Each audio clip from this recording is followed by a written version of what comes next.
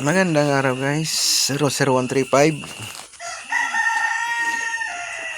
issue guys, palit tayo timing chain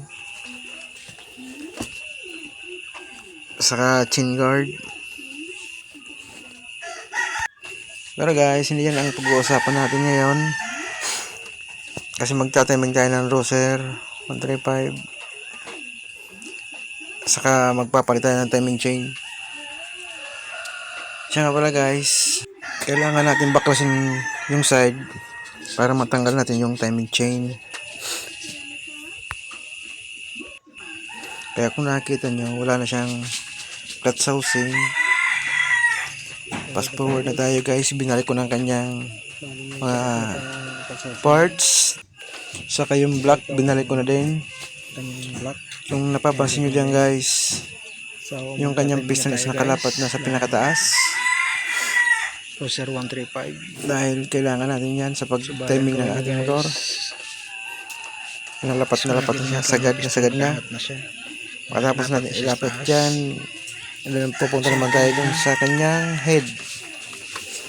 Kasi magtatiming tayo dun ng kanyang valvula. Dito naman tayo sa kanyang head. Kanyang valve. So, bali may apat siyang valve. For valve to, Roser 135.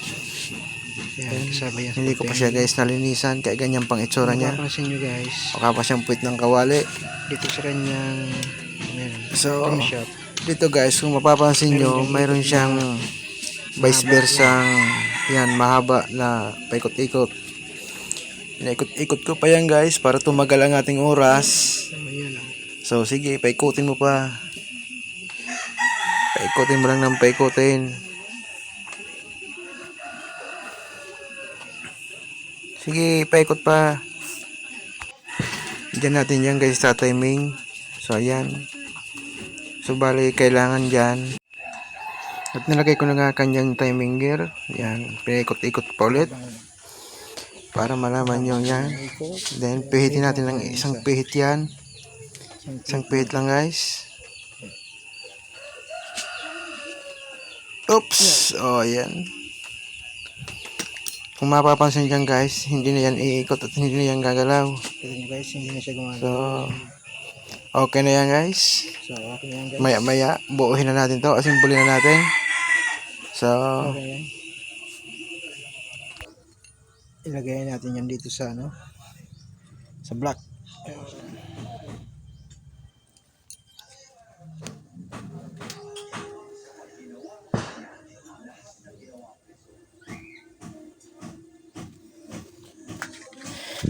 Yan guys, dapat nakalapat siyang ganyan. Then ito, pag pinit mo dapat hindi na siya gumagalaw. Yan. So ikabit na natin to guys.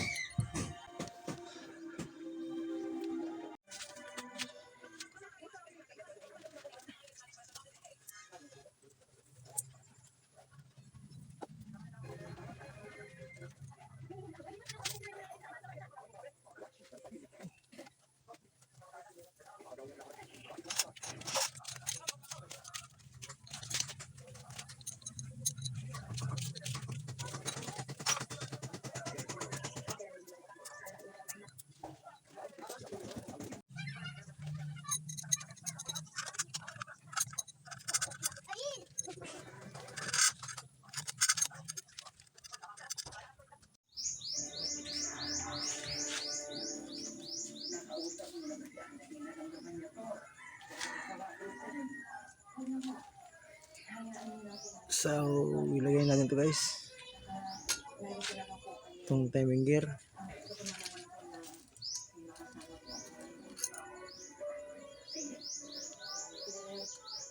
sa pag-timing guys, ang kanyang timing gear is yung kalino na lang ang ating gagalawin. Para magsakto dyan siya sa kanyang kalalagyan. Hindi pa siya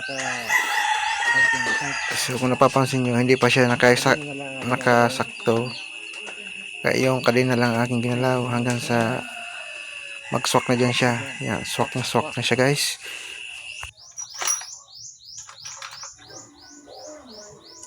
lagay natin doon.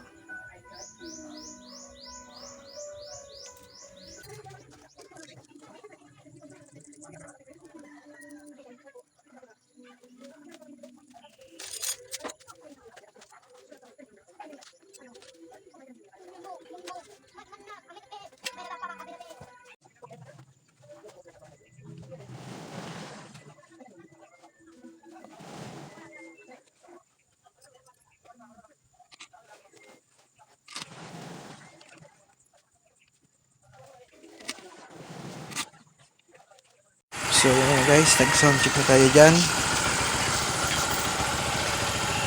Ibig sabihin, tama ang ginawa natin pag-timing ng Cruiser 135.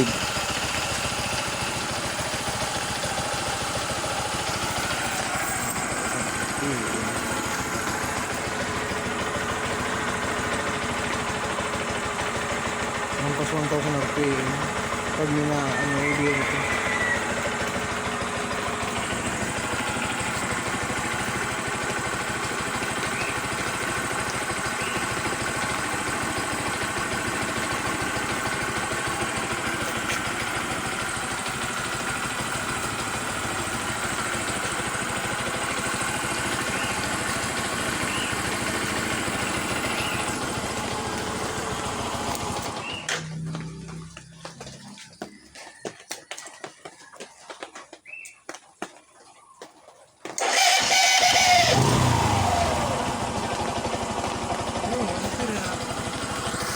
Hindi.